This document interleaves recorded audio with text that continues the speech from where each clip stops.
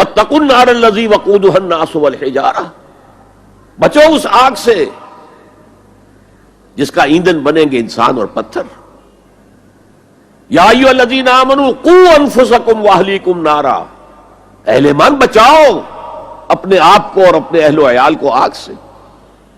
تو دنیا کا تقوی اور آخرت کا تقوی، یہ ہے تقوی کے لفظی معنی۔ بلکہ اس میں اضافہ کروں کچھ۔ ایک دفعہ حضرت عمر فاروق رضی اللہ تعالی عنہ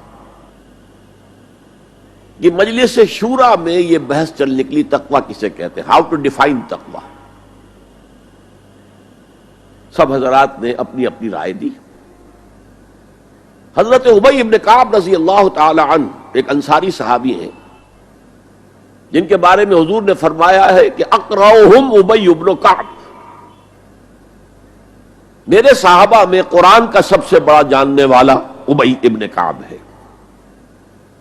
وہ خاموش بیٹھے ہوئے سن رہے تھے باتیں۔ حضرت عمر نے خاص طور پر کہا، ابی آپ نے کچھ نکاح فرمائے؟ اب انہوں نے کہا کہ امیر المومنین دیکھیے، اگر کبھی آپ کو کسی ایسے جنگل میں سے گزرنا پڑے جس میں کوئی پگڈنڈی نہیں ہے، بڑی اونچی اونچی گھاس ہے اور قدم قدم پر خاردار جو ہیں جھاڑیاں ہیں، تو آپ کیسے گزریں گے؟ جسے میں بار بار کہہ رہا ہوں، پھونک پھونک کر قدم رکھنا۔ دیکھ لو کہیں اس گھاس کے اندر یہاں کوئی سانپ جو ہے وہ کنڈلی مارے بیٹھا ہو، تمہارا پاؤں سانپ پر جا پڑے، یا کسی اور موذی جانور کے بل میں پاؤں جا پڑے، یا کہیں تمہارے کپڑے جو ہیں وہ کسی جھاڑی کے کانٹوں میں الجھ جائیں، بچ بچ کر نکلنا، یہ تقویٰ ہے۔ یہ زندگی ایک سفر ہے، ہماری منزل آخرت ہے۔ جیسے حضور نے فرمایا، انما الدنیا خلقت لکم وانتم خلقتم للآخرہ، یہ دنیا تمہارے لیے بنائی گئی ہے، تمہارے لیے برتنے کا سامان ہے، لیکن تمہیں آخرت کے لیے بنایا گیا ہے، یہ تمہارا گھر نہیں ہے۔ تو یہ ہے تقویٰ۔ اور تقویٰ کی تعلیم قرآن مجید میں اتنی شد و مد کے ساتھ آئی ہے، اتنی شد و مد کے ساتھ آئی ہے، ایک ایک آیت میں دو دو مرتبہ۔ سورۃ النساء کی پہلی آیت، یا ایھا الناس اتقوا ربکم الذی خلقکم من نفس واحدۃ وخلق منها زوجها وبث منہما رجالا کثیرا ونساء واتقوا اللہ الذی تساءلون بہ والارحام ان اللہ کان علیکم رقیبا۔ ایک آیت میں دو مرتبہ تقویٰ کا حکم۔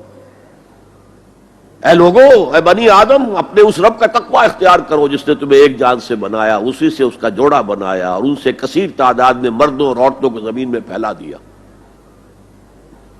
یہ 600-650 کروڑ جو انسان آج دنیا میں ہے، یہ سب کون ہے؟ آدم اور حوا کی نسل سے ہیں۔ پھر اسی آیت میں دوبارہ واتقوا اللہ الذی تساءلون بہ والارحام، تقویٰ اختیار کرو اس اللہ کا جس کا ایک دوسرے کو واسطہ دیتے ہو۔ کوئی سائل مانگتا ہے تو اللہ کے نام پر مانگتا ہے۔ تم بھی جا کر اپنے کسی عزیز سے یا دوست سے کہتے ہو کسی کام کے لیے، بھائی یہ کام بہت ضروری ہے، اللہ کے لیے جلد از جلد اس کام کو کر دو، واسطہ اللہ کا۔ یا جیسے کہ سورہ حشر میں ایک آیت میں دو دفعہ، یا ایھا الذین آمنوا اتقوا اللہ ولتنظر نفس ما قدمت لغد واتقوا اللہ ان اللہ خبیر بما تعملون۔ اے ایمان والو، اللہ کا تقوی اختیار کرو اور دیکھو کل کے لیے کیا بھیج رہے ہو آگے۔ تمہارے اعمال جو جا رہے ہیں، جمع ہو رہے ہیں تمہارے نامہ اعمال میں، وہ اعمال کون سے ہیں، اچھے ہیں یا برے ہیں؟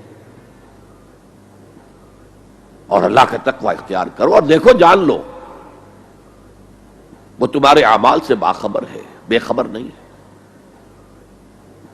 تاہم یہ الفاظ جو ہے میرے نزدیک قرآن مجید میں تقویٰ کی تاکید کے اعتبار سے انتہائی مؤکد مقام ہے۔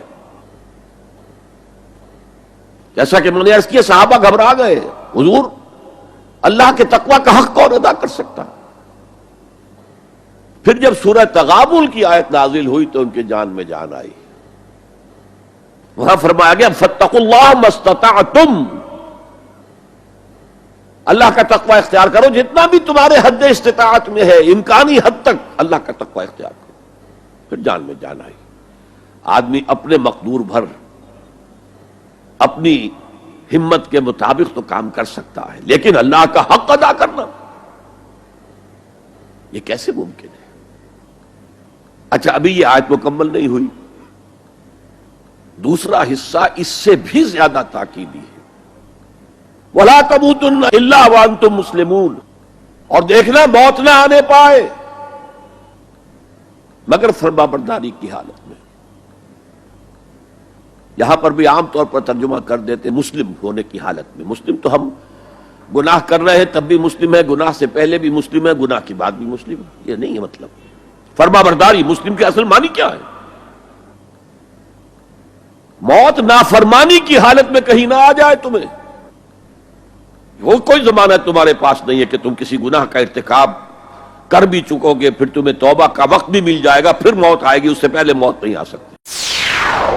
يا رب فاجمعني بكل الصحب والأحباب واكتب لنا أن ندخل الجنات بالريان